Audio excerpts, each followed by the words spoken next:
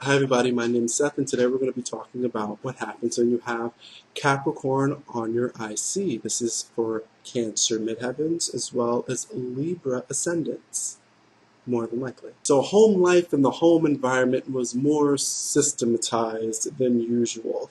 Now, this is not to be confused with a more Virgo fourth house, where it was a lot more reality-based. With a Capricorn fourth house, it's a lot more focused on long-term goals, as in those long-term goals were handed to you, told to you, and you were expected to succeed and achieve them in the ways that your parents or guardians told you to do so.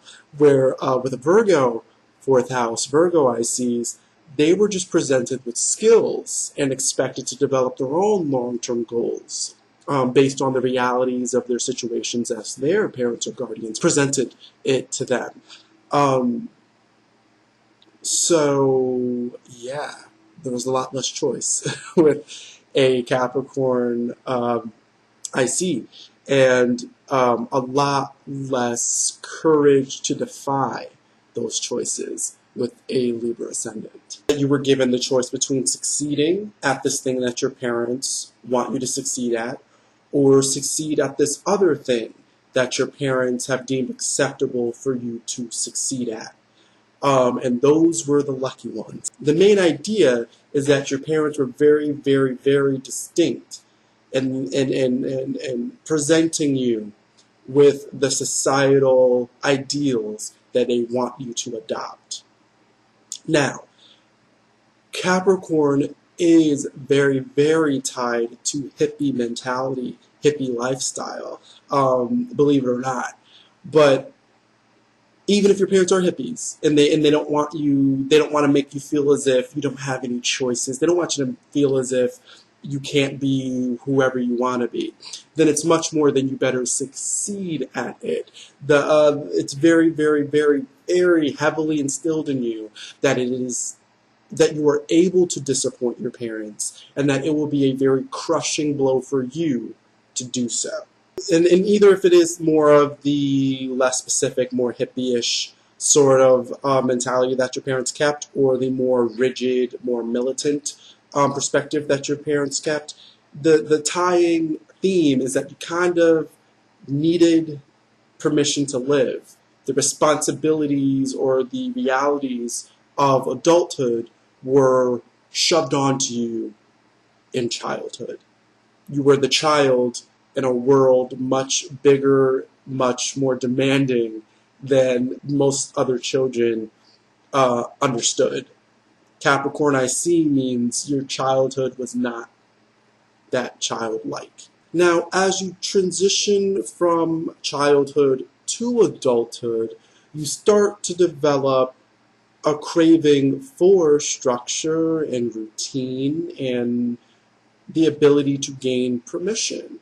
Now, this is whether or not your parents actually had an ironclad fist around your development, or whether or not you rejected or accepted this ironclad fist.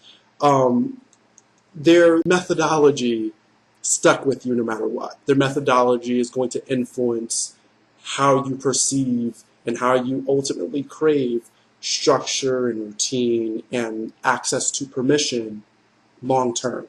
You learn to deal in the cards of love and compassion. These are things that you either really craved from your parents or guardians, or craved from the environment around you, or the things that you've learned to put the highest importance on, whether that be positive or negative. So you ultimately wheel and deal with love and compassion. Love and compassion are your means of trade and acquisition. You start to learn that on your own, even really without being introduced to that outside world yet, that Cancer mentality can get you somewhere. Cancer mentality is actually worthwhile. That the nicer you are to people, the more loving and accepting that you are, the more that you're able to understand who you are and present who you are to other people, they learn to like you more. That when you can infuse what you have to do with who you have to be to get that done, and you're able to be honest about that merging of persona and situation, that people learn to trust you, that you start to come off as a very humble, accepting, loving, comforting person to other people.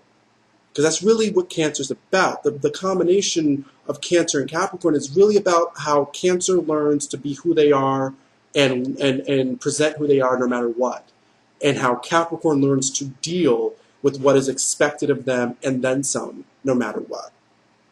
Maybe you're not understanding it throughout adolescence as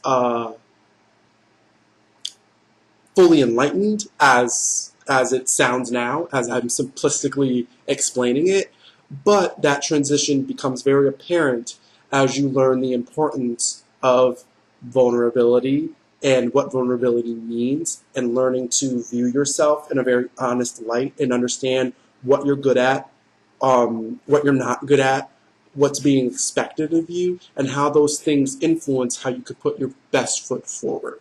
This idea of wheeling and dealing in the trade of love and compassion doesn't mean that you don't have exceedingly high expectations for yourself and everyone around you.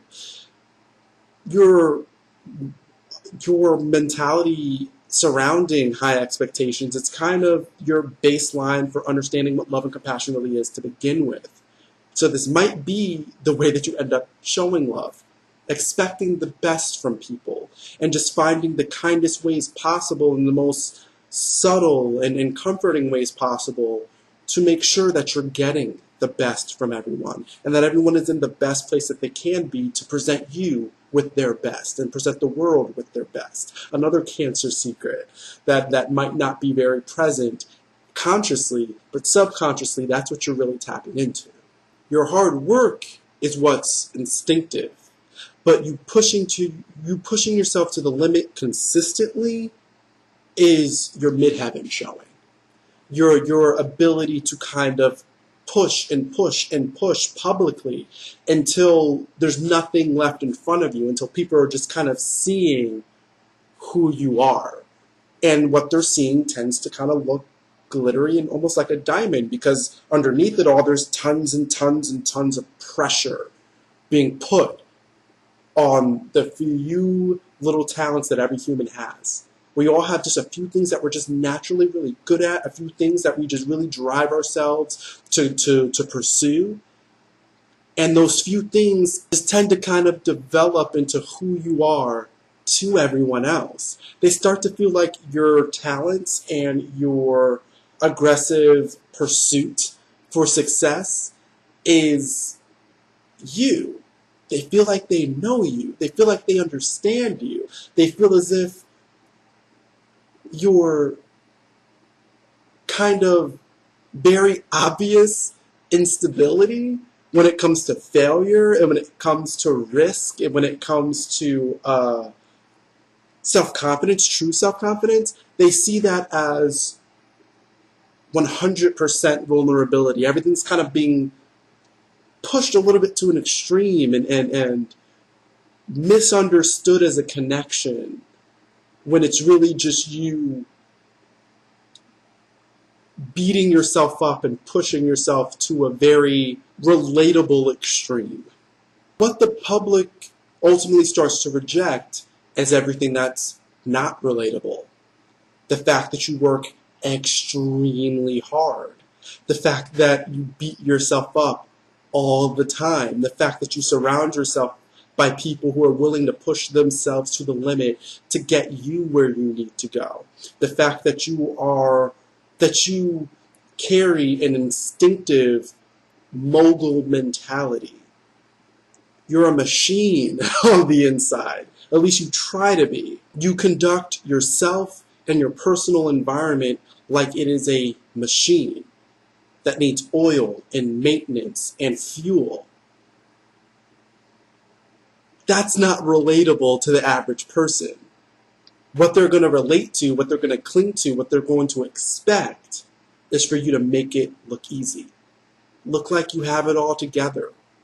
Be their mom, be their dad, be that person they can always rely on, but never have to help.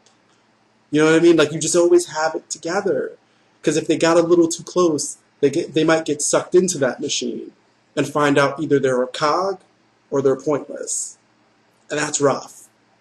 So that polite distance that Libra more than likely is adding to your personality is quite necessary.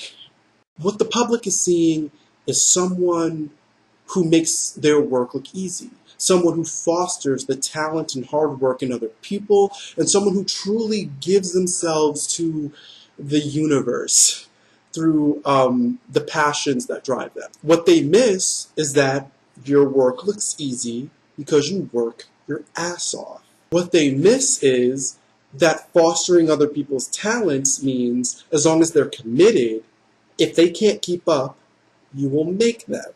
And what they miss is that your heart and soul is all you have left when you've worked your body to the limit in preparation.